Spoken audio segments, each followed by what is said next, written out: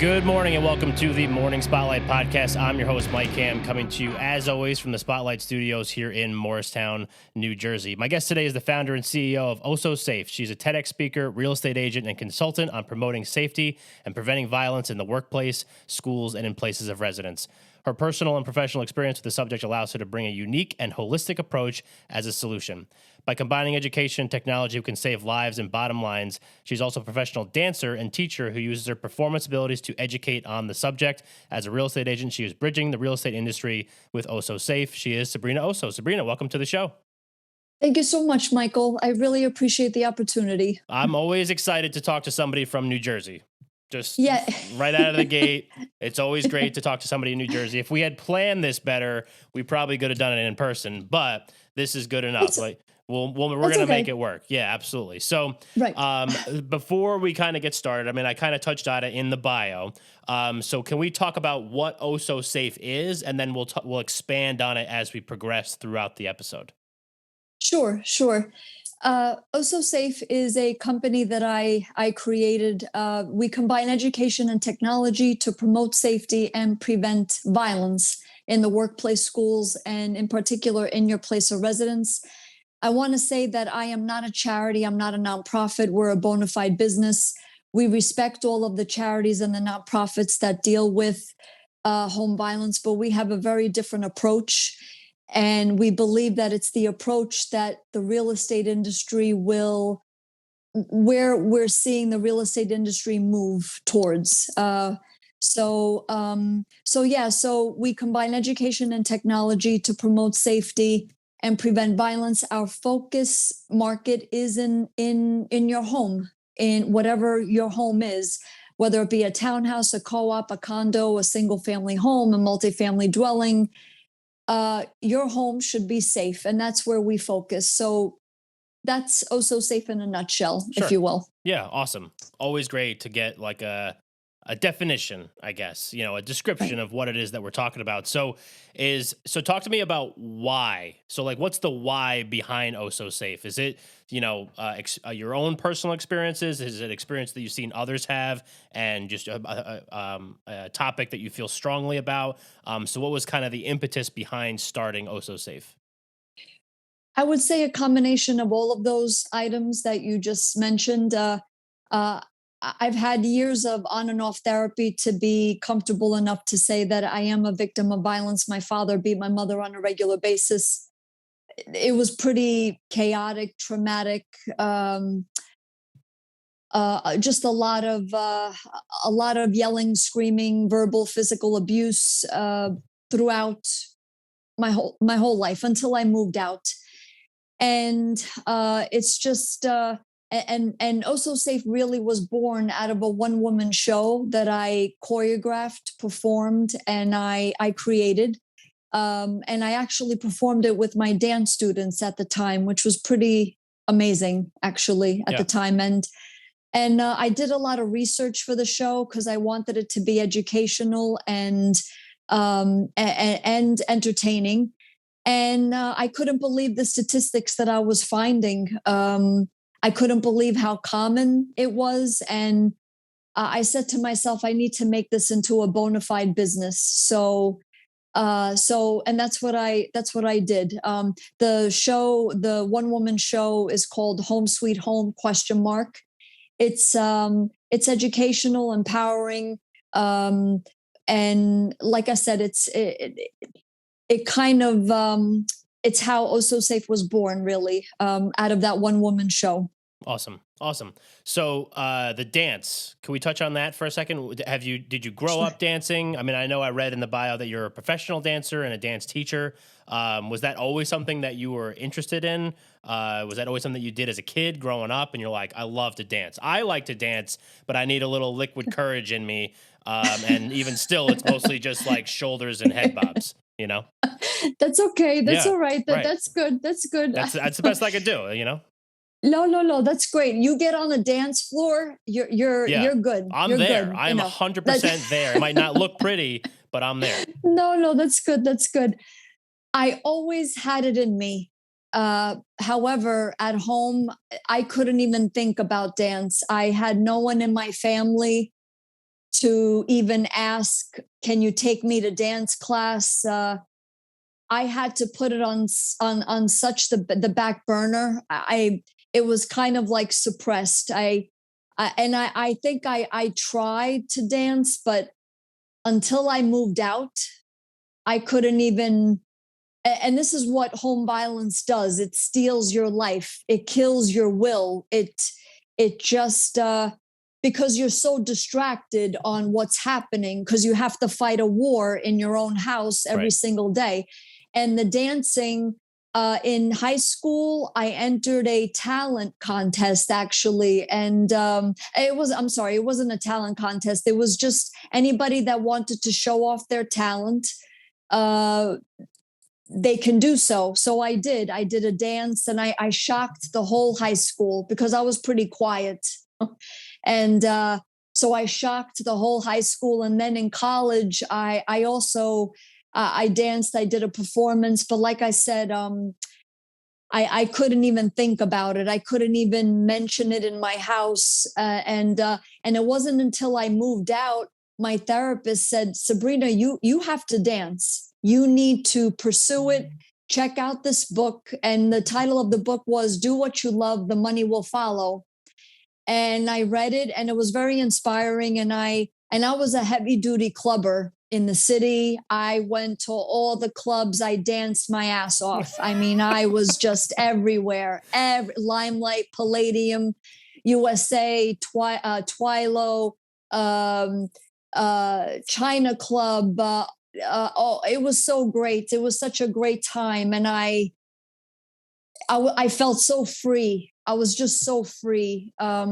So the dancing was always there. I have it in my DNA. I just had to, and then I went into the city. I was auditioning like crazy. I took I was taking 12 classes a week, being trained professionally, ballet, jazz, hip hop, Latin, point.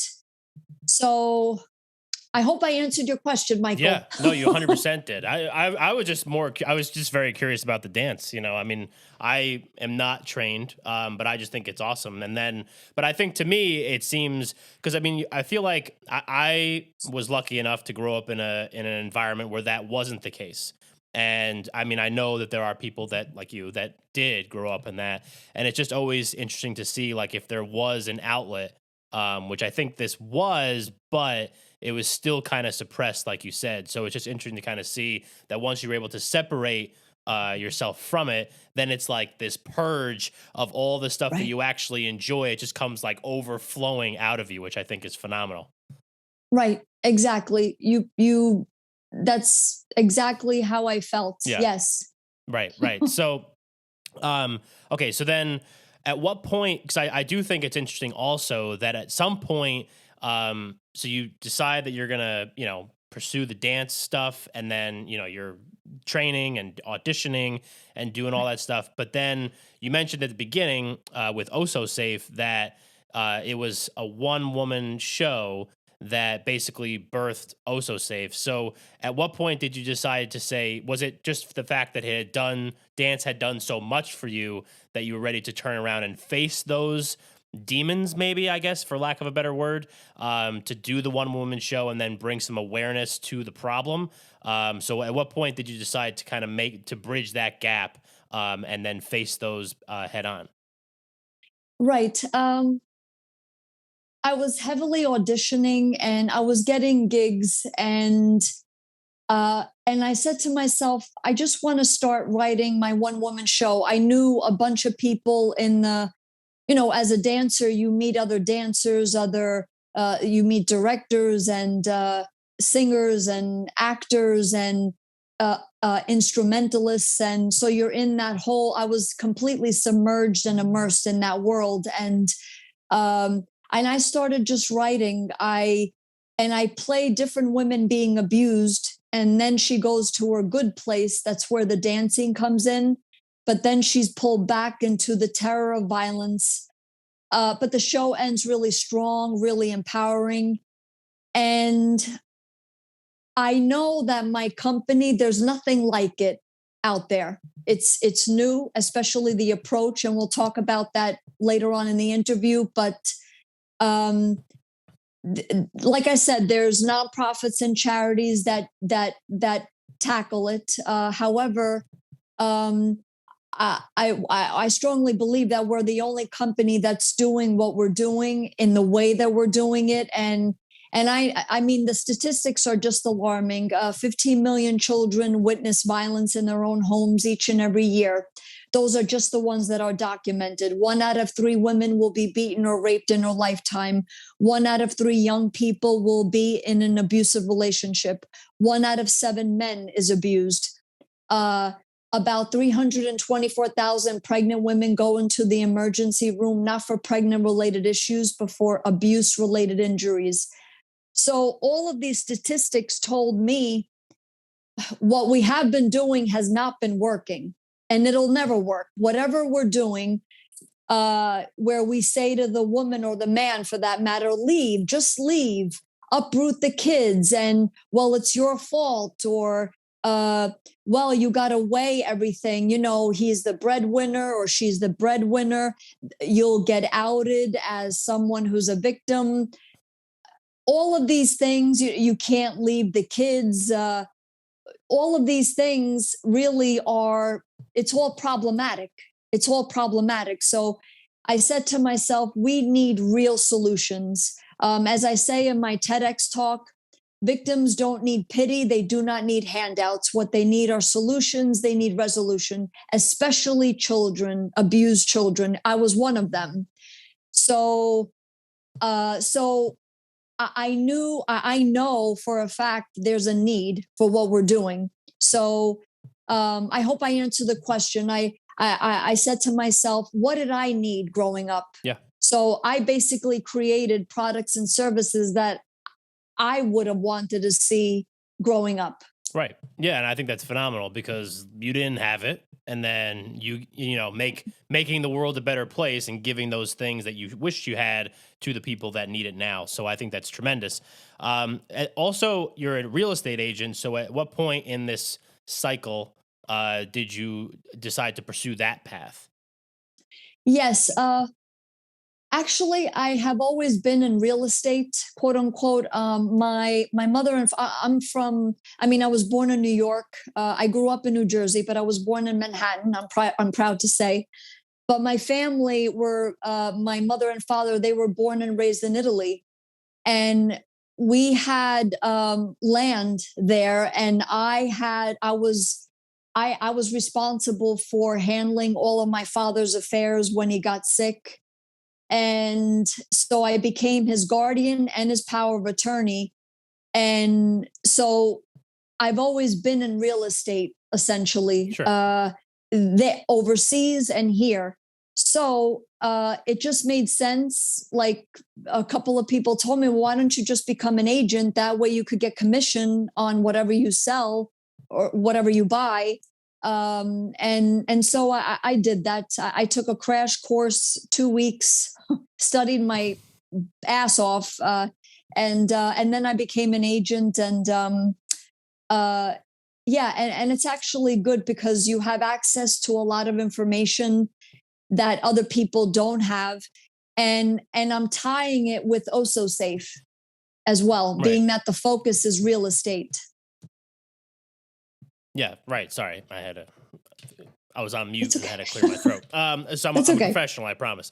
But yeah, I think that's awesome. So yeah, and I like how we're kind of connecting all these things kind of as we progress Right. through this episode here. So when you start Osso Safe, we talked. You mentioned before that we were going to get to it. We're going to get to it right now. What makes the approach between the education and the technology? What makes the approach of Osso Safe unique, and why does it separate your business from what other people are doing in this space? Not that anything is worse or better or whatever, but just what makes you unique.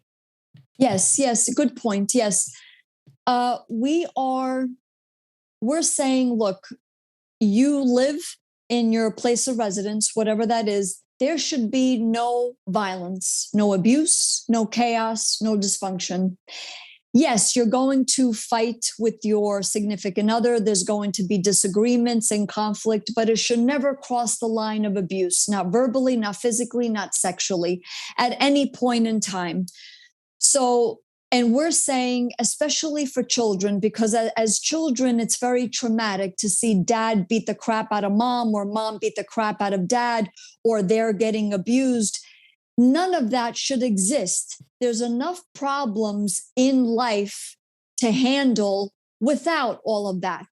And you shouldn't have to deal with, oh my gosh, when I go home, what am I going to have to face? Especially as a child, am I going to get beaten? I have a bad grade. Am I going to be put down even more? Am I going to be called a brat, a monster, a prissy little bitch? You're ungrateful. You're a baby. Am I going to get hit today? Am I going to get sexually abused? I mean, it's ridiculous. Yeah. And we're saying this should not be a part of anyone's residency at any point in time. So we created a product called the Osso Safe Home Sweet Home Package. And I'm marketing this to right now, in particular to landlords and tenants, because that would be the path of least resistance. Sure. And it consists of, just very succinctly, a policy, a seminar, an app, therapists assigned to the property. All of these components make up the package. The policy basically states, I, as a landlord, I promise to provide you a safe space for you to live. You, in turn, as my tenant, you promise to not act in any way, shape, or form abusively. Otherwise, you, the abuser only, gets immediately evicted from the premises. And we go into full knowledge knowing that that would be the consequences. So right now, what landlords deal with is that there's cops coming to a unit, there's yelling, there's screaming, there's kids that are being seen, there's conflict there, there's problems. Sure. So what happens is that your well-behaved, your safe tenants leave, and then you're stuck with the abusive family, the abuser, and the rest of the family. We're looking to flip all of that. So we're saying, look, abuser, you're the one that has to leave, and the rest of the family unit can stay, provided that they could still pay the rent or the mortgage. Sure. That's on the policy side. The seminar, the Home Sweet Home seminar, we're saying to the landlord, we're going to get all of your tenants educated on facts, statistics, warning signs, definitions of abuse, the difference between abuse and discipline. So that way, you can't give the excuse, oh, I didn't know that if I pulled her hair, that's abuse. I didn't know that if I call my spouse a whore, that's abuse. Now you know, there's no excuses. And everybody gets educated equally. That's the seminar. The next component is the technology part. I designed an app. I hired a software company that detects violent-like movements and captures them in real time, issuing alerts to the landlord. So let's say the landlord has 10 units and they get an alert. Oh, wow, I just saw in my unit 2 and in my unit 10, you just beat the crap out of her. She just beat the crap out of you. You got to go. You knew that this was going to happen. You are in an Osso Safe certified property, because now this property is Osso Safe certified. You're held to a higher regard, a higher standard. You can't act like a barbarian, like a beast, like a savage in your apartment, in your house. I have proof. You can't. It eliminates the he said, she said factor. Sure. Yeah. Then the last component is therapists assigned to the property. So we require in the certification with the package, check in with your therapist once a month. It's part of your rent. It's part of your residency. Make sure that everything is okay. Do you see that anything is looming? Well, actually, my kid came home with bad grades. We know that we're not going to beat the crap out of him or her. We're held to a higher regard, a higher standard. Help us through this. Can we work it out? And And then so the first level, what I mentioned, everything that I mentioned Yep. falls under the first level of certification. Okay. So just to keep it simple for the sake of this interview, Yeah. that's the home sweet home package, and it deems a property Osso Safe certified. That's what we're introducing into the market, the real estate market. Right. So one of the questions, I have a couple questions off of that. So the first question would be, do you ever run into instances where you have issues where, like, if you have, let's say you approach a landlord now and they have a building that's full occupancy, do you ever run into issues where existing tenants say, there's no way that I'm doing this? Is that an issue? Yes, yes, especially that people are set in their ways Yeah. and change is difficult, Right. and this is new. What we say to the landlord to handle that is, look, let's say you have someone that just, like, for example, we're in September, their lease is up in January. For the remainder of the lease, it's your choice. If you don't want to get Osso Safe certified, fine. But when the lease is up, you'll be required, if you want to renew your lease, to become Osso Safe certified. So you go through all of the protocols. Sure. And as an incentive, like, let's say right now, September, for the next 4 months, we will reduce your rent $25, whatever the landlord is comfortable with. It's kind of like an exchange of consideration. It's called in legal terms, Yeah. where we will reduce your rent if you're willing to become Osso Safe certified for the remainder of your lease. So that's how we handle that situation. So that way it's an incentive, and it's a justifiable incentive because people are set in their ways. You're introducing this to me. And it's justified. So and we have other suggestions as well, but that's the most common way around it, so to speak. I hope I answered the question. Oh, definitely. Yeah, absolutely. So, because I mean, that would just be something that I would, see, and I feel like Right. also the other question that I have is about the app. So can you explain the app a little bit more? Like, how does it, like, what is it detecting? Is it like a camera in these people's apartment the whole time? Or is it like, can you explain it a little bit more in detail? Sure. It will pick up violence, right now it's being updated, so it picks up violent like movements using artificial intelligence and facial recognition. So if you're roughhousing, if you're kidding around, it matches your expression. So it's not going to pick up if you're kidding around, if you're just you push somebody but there's laughter there. So it's not going to pick up that. It'll pick up pulling hair, kicking, slapping, punching, spitting, assault, Yeah. physical and sexual assault. And then it'll give like a 30-second video of the actual violent like movement, but we are increasing that in the update because obviously violence happens. It could last a couple of seconds. It could last a half hour. Right. So we're looking to elongate that time period of violence.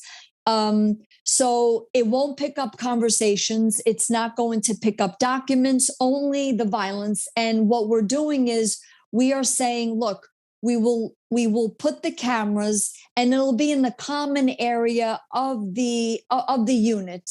So, and the tenant has to agree to that, obviously. Right. So this is the other portion of the package. But like I said, it won't pick up anything that it shouldn't pick up. And we realize this is new. This is a new way of living, if you will. But at the end of the day, it's going to diminish and eventually prevent violence, which is we're better off for it, everybody. Right. I hope I answered the question. Yeah, you did. Yeah, I was just curious because I just wanted to understand more about how it operates, and like I like you said, it's something that the tenant obviously would have to be okay with because to have Right. a camera in your apartment all the time might be a little bit off-putting to some because I mean Right. I'm sure that it works great, but then in other cases people might just want some privacy, I guess. But like you Right. said, if everybody's doing what they need to be doing, then it's a non-starter. A non-issue. Yeah. Right. And we feel that the more that we're successful, that this works and that people feel safer, because we can't sacrifice safety for privacy. So, for example, there are fathers that rape their daughters out there. Right. So we can't say, oh, well, it's an issue, a privacy issue. Right. Yeah. No, I totally get that. And Yeah. no, and I'm Yeah. not saying that you're being, how do I say, resistant or anything, but just to like further make the point, Yeah. nobody should live with violence and privacy, where if you're punching or hitting or raping or verbally abusing, there's no place for that in residency. None Right. at all. Yeah. None at all. Yeah. And we feel that people are not going to want to live in anywhere that's not Osso Safe certified. This is our goal. Sure. That people will want. This is a new standard. Yeah. Yeah. That's what we're setting. Really. Definitely. All right. So when you start combining the real estate side of this, like your real estate background with Osso Safe, obviously we just discussed the primary focus of that is on residences. Do you foresee it expanding beyond the home? Because I mean, you just look at like the commercial real estate industry; it's predominantly male, like all that kind of stuff. So I feel like there could be instances of issues in any workplace, not just the real estate workplace. I don't want to, badmouth the industry that I work in, but I feel like that could be another area, like an office or something like that. Is that something that you foresee in the future for Osso Safe? Definitely. Multiple applications. We see this, for example, nannies. Anyone that has a loved one, whether that be a pet, a baby, or a senior, for nannies, for babysitters, for in that realm, it'll definitely have multiple applications. Yes, in the workplace, because let's face it, there's violence going on in multiple arenas. Yeah. At home, at work, at school, the school shootings, in public places, concerts, and COVID has kind of put the brakes on that for a while, right? Because we couldn't gather, but now that we're starting to gather, these things can happen, and they do happen. Yeah, 100%. But we're saying that if we make home safe, then everything else will fall into place. And we see this as branching out not only locally, but nationally, as well as globally, for sure. And I mean, that's the goal. Of course. And also, we're talking to insurance companies to get this to be even more of an incentive for property owners, whether it's a landlord, whether it's you own your own home. If you get your property Osso Safe certified, your insurance rates will go down and your property values will go up, because you're actually taking steps to keep your residents safe. Beyond the heat, hot water, electricity, central air, window guards, and all of that, you're actually keeping them safe from violence or even potential violence. So definitely it has multiple applications for sure. Yeah, absolutely. Because I think like you said, it can happen anywhere. So if it's something that is working and helping people and keeping people safe, then ideally the more places that it is, the more people that it could keep safe. So do you think it's, and this might be not the right question, but I'm just going to ask it anyway. So do you think that there is, I feel like in today's day and age, with just as much access to news and media and all that kind of stuff, do you think that there are more instances of violence in the home or wherever, as opposed to maybe back in the day? Or do you think that it's more just kind of because it's like in our face more often? I was just curious about that.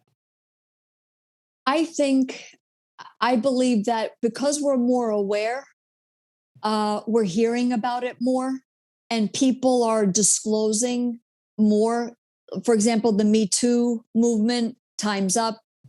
People are disclosing more, and I would encourage men to come out, and this is why I'm so glad I never designed my company where we assume that the victim is always female, right? Because that's not true. There are male victims out there. Abuse is abuse. It doesn't matter the gender that the hand occupies, as we say at Osso Safe. So I feel like the more we talk about it and the more we're open about it, with the more we really spotlight it, like your podcast, the more people will be more inclined to say, yeah, this is happening to me. It happened.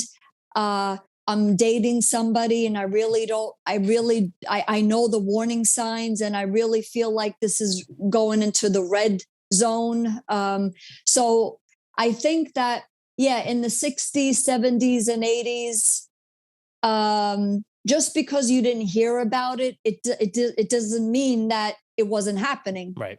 By far, it was happening just like now. And I feel like with computers, though, computers are great. Technology is great. However, people use it for horrible things online, cyberbullying, pornography, so on and so forth. So there's almost another genre of violence that's happening that's on the down low, but it is extremely dangerous, prevalent, and in our faces by far. Right. So you mentioned, another genre of violence, which is I thought was a great point, because I didn't even think about that, which is why you're in this space and I am over here. Because I think that that's something that,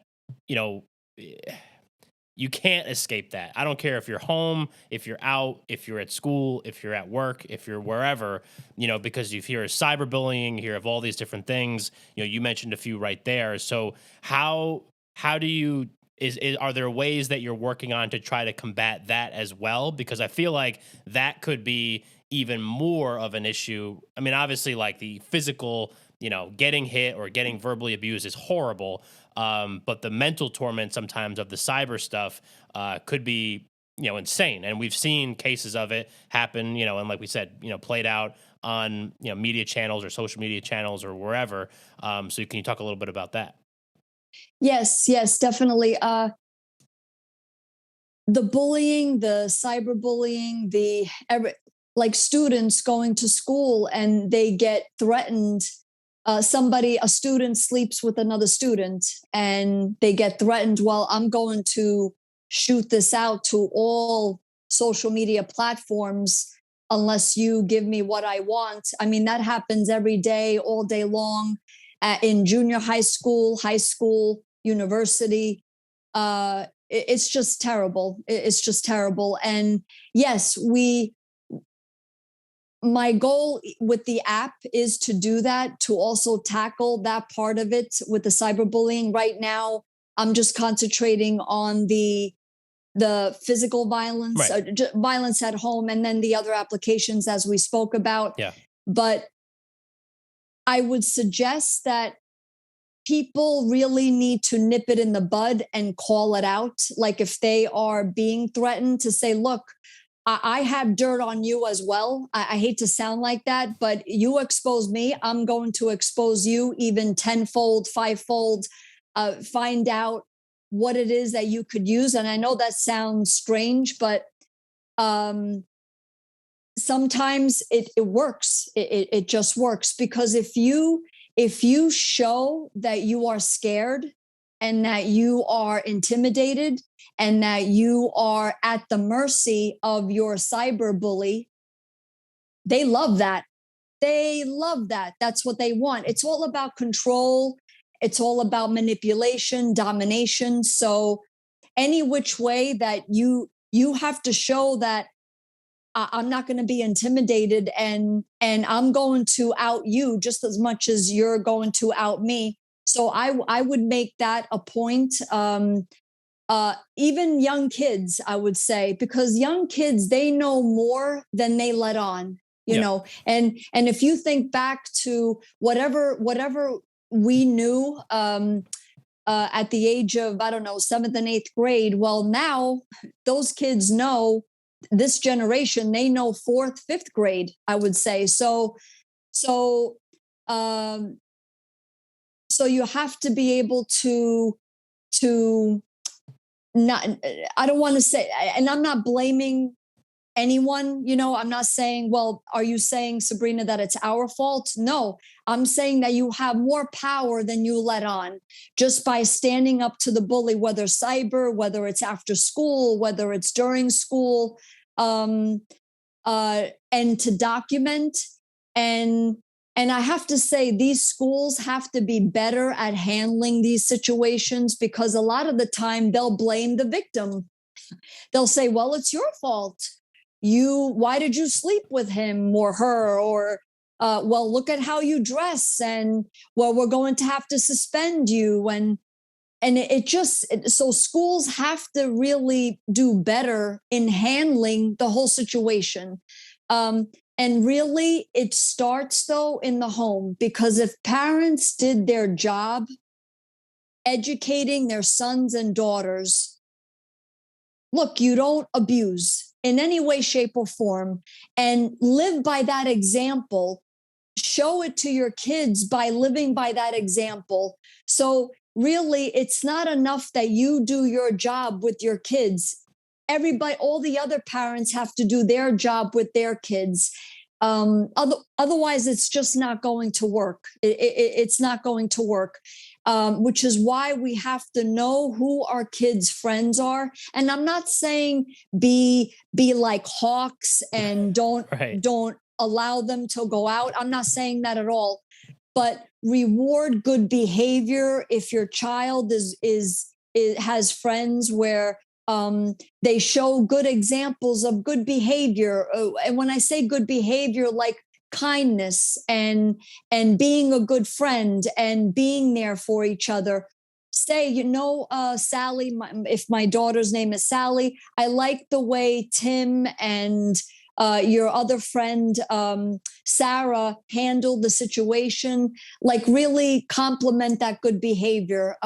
So that way it's emulated. And be that example at home. That's where it starts. Everything starts in the home. I hope I answered the question. Yeah. It was definitely 100%. This has been very. We don't normally talk about this stuff on this show. I mean, we talk about real estate stuff and other topics and whatever. But I feel like this is the first time that we've really dove into this type of stuff in this depth. Over the course of an episode that we've done. So I appreciate you coming on and sharing that. So talk to me also a little bit about the education side, because it doesn't stop right at the Osso Safe home, the certified buildings. I mean, you're doing TEDx talks, you're doing all these different things to try to spread the awareness. So talk to me about some of that kind of stuff and making sure that the message gets out to as many people as possible. Yes. I built Osso Safe on really focusing on 3 markets: real estate, schools, universities, and the workplace. So what we do is, whenever we are in one market, we make sure that we say, look, get us into your workplaces, get us into your kids' schools and your kids' universities, because the information is applicable in those 3 markets.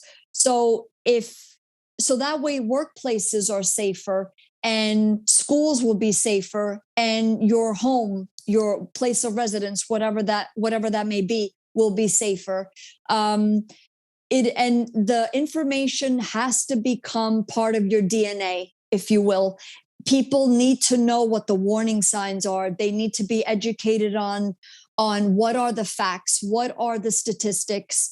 How do I be in a good relationship with my spouse, with my significant other? A lot of people, this is not learned almost, unfortunately. You're told, go out with this one, go out with that one, great. And then you're kind of in these situations like, whoa, wait a minute. There's trust issues here, especially if you come from violence. What constitutes a good relationship?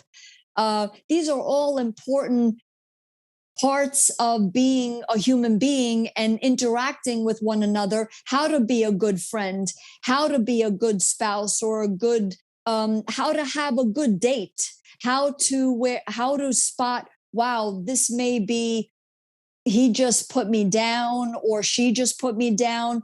They're kind of isolating me. These are all warning signs that we go over in our seminars, workshops, speaking engagements. My TEDx talk, I feel like I gave like kind of like a whole bird's eye view of the vision of Osso Safe. And I couldn't advertise myself because in the TEDx talks, you're not supposed to do that. Yeah. So I had to do it in a way where, how do I get this out there without saying, hire us, you know? Yeah. So I just kind of gave like a whole skeleton view of the vision of Osso Safe without saying that. But we feel that the more I've been doing so many podcasts, I think I'm up to approaching 70. So, so I am so grateful to all of you podcasters for saying yes to us, to having us on your shows, because this is such a huge way to get us out there. Yeah. And when you know, when you're Googled, the more interviews, the more you're credible, you have credibility. So I feel like the podcasts are a great way to just advertise and to say, look, we exist. This is what we're doing. And also I'm doing a lot on the real estate end, just by being a real estate agent, open houses. I have my brochures. Hey, this is Osso Safe. Great. You just bought a house. You sold a house. Here are the keys. But now what are you going to do once you're in the property? Are you going to be Osso Safe? Take it to the next level. Are you going to be non-abusive? Practice safety, practice nonviolence, practice freedom of choice, practice respect in your home versus verbal, physical, sexual abuse, violence, abuse, chaos, dysfunction. So, yeah, so all of these put together, we're working on. Right. Exactly. Yeah, no, I think that's great. So, you talk about some of the things that you're working on. Can we talk a little bit about goals? I mean, I know we touched on them a little bit over the course of the episode, but I'm always interested to ask, especially entrepreneurs like yourself, you know, about their goals and what they hope to accomplish over the next year, 2 years, whatever it is. So what are some goals that you have for Osso Safe in the future? Yes, we are working. We see that every property, or as many properties as possible, are Osso Safe certified, period, over and out.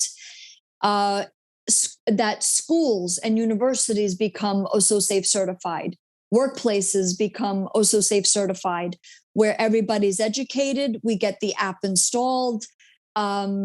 We have, so there's like kind of like checks and balances on every angle.